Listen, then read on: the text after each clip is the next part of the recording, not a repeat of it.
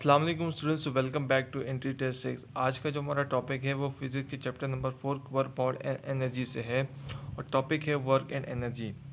तो टॉपिक को डिस्कस करने से पहले अगर अभी तक आपने हमारा चैनल सब्सक्राइब नहीं किया तो प्लीज़ हमारा चैनल सब्सक्राइब करें, लाइक करें, शेयर करें और बेल आइकन ज़रूर दबाएं ताकि जो भी वीडियोज़ मैं टॉपिक वाइज अपलोड करूँ वो आपको नोटिफिकेशन में मिलती रहें। तो यहाँ पे हमारे पास पहला MCQs है। A 2 kg object is moving with the 3 ms a force of 10 newton is applied in the direction of the motion of the object and then removed after the object have moved 5 metre. The work done by the object is, हमें यहाँ पे find out करना है only work done by the object is. Simply हमने data calculate करना है। Mass हमारे पास 2 kg है, वेलोसिटी 3 ms है, फोर्स 10 न्यूटन है, हमारे पास डिस्टेंस 5 मीटर है। और तो हमें सिर्फ हमसे सिर्फ पूछा जा रहा है कि work done by the object is work done. Work हमारे पास क्या है, FS और फोर्स मल्टीप्लाई बाय डिस्टेंस। तो फोर्स मल्टीप्लाई बाय डिस्टेंस, हमारे पास 10 न्यूटन है और 5 मीटर हमारे पास डिस्टेंस है। तो इनको मल्टीप्लाई करने के बाद 50 जोल्स वर्क का यूनिट है। 50 जोल्स हमारे पास आंसर है। इस MCQs में 2 kg और 3 ms का ऐड करना MCQs में इसलिए वजह से दिया गया है ताकि आपको कंफ्यूज करें, क्योंकि एंट्री टेस्ट में आपको ऐसे ऐसे सिंपल MCQs दिए होंगे लेकिन आपको कंफ्यूज करने के लिए इसमें एडिशन करेंगे, लेकिन होंगे बिल्कुल सिंपल MCQs। तो इसमें सिर्फ वर्क को फाइंड आउट करने था। वर्क के लिए हमारे पास दोनों चीज़ें हैं, फोर्स और डिस्टेंस, जिनको हम मल्टीप्लाई करने के बाद हमारे पास आंसर आ जाएगा। सेकेंड MCQ से a man pulls a trolley through a distance of 50 metre by applying a force of 100 newton which makes an angle of 30 with X axis. The work done by the man is, यहाँ पे हमें find out करना है कि work done जो man पे है वो कितना है। ठीक है, तो इसको फाइंड आउट करने के लिए हमें पता है कि वर्क डन का फॉर्मूला है कॉस के साथ, वो हम आपको बता देते हैं। W is equal to FS cos theta. ठीक है, और वर्क डन हम अप्लाइंग अ फोर्स हमारे पास कितना है, F is equal to 100 newton. ठीक है, और डिस्टेंस हमारे पास कितना है, 50 मीटर।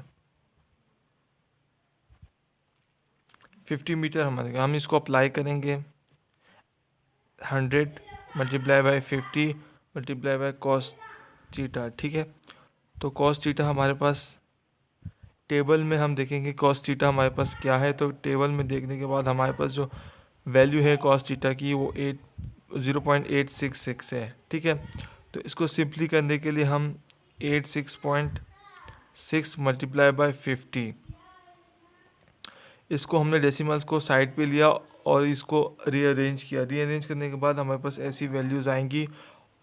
ऐसी वैल्यूज़ आने के बाद हम इसको दोबारा ज़ीरो को लेंगे। यहाँ पे आ जाएगा ज़ीरो, यहाँ से हट जाएगा। 86 multiply by 5 is equal to, जो हमारे पास वैल्यू आएगी वो 4330 जूल्स आएगी। ठीक है, 4330 जूल्स। तो यहाँ पर बी हमारे पास आंसर है 4330 जूल्स। इस MCQs में अब इस वाज़ेह तौर पे बता दिया गया है कि हमारे पास फोर्स 100 न्यूटन है और डिस्टेंस हमारे पास 5 न्यूटन है, 5 मीटर है। ठीक है, 50 मीटर है। तो कॉस्ट जो 30 था एक्स एक्सिस पे, उसको हमने टेबल में फाइंड आउट किया। इसकी जो वैल्यू है वो 0.86 है।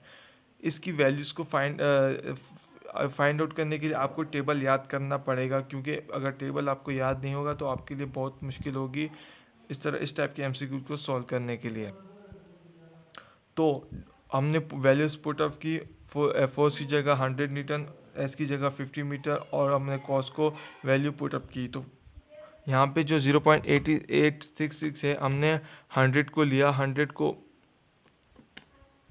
100 को लेने के बाद हमारे पास यहाँ पे 2 वैल्यूज़ हैं, तो हम इसको 2 वैल्यूज़ को पुट अप करेंगे। तो हमारे पास 0.86 आएगा। ठीक है, तो हमारे पास यहाँ पे एक और ज़ीरो है, तो हम इसको एक और मतलब लेंगे। तो हमारे पास जो 86 मल्टीप्लाई बाय 5 जो लास्ट वैल्यू आएगी वो 330 जूल्स आएगी। ठीक है, तो अगर फिर भी इसमें कोई प्रॉब्लम है तो कमेंट करके ज़रूर बताएं। Last MCQs, the heat energy dissipated by 40 watt also in 1 hour is. यहाँ पे हमें heat energy dissipated by 40 watt also in 1 hour को फाइंड आउट करना है। यहाँ पे हम जो वर्क का फॉर्मूला है इसको इस तरह भी ले सकते हैं, W is equal to P multiply by T P, ठीक है। W is equal to P multiply by T है। सिंप्लीफाई करने के बाद यहाँ पे पावर हमारे पास है 40 वाट और टाइम हमारे पास है 1 हॉर, ठीक है। तो यहाँ पे हम पहले हॉर को कैलकुलेट करते हैं कि 1 हॉर हमारे पास कितना है। 1 हॉर में हमारे पास 60 मिनट्स होते हैं, तो 60 मिनट्स को हम टाइम में कैलकुलेट करेंगे। 60 मल्टीप्लाई बाय 60 तो हमारे पास ये 3600 सेकेंड आते हैं 1 हॉर में, ठीक है। तो 360 में यहाँ पे हमारे पास P है वो 40 वाट है। तो वर्क के फॉर्मूले में हम ये पुटअप करते हैं 40 मल्टीप्लाई बाय 3600, जो लास्ट वैल्यू हमारे पास आएगी वो 144,000 जूल्स आएगी। 144,000 जूल्स। यहाँ पे हमारे पास जो आंसर है वो सी है, ठीक है, 144,000 जूल्स।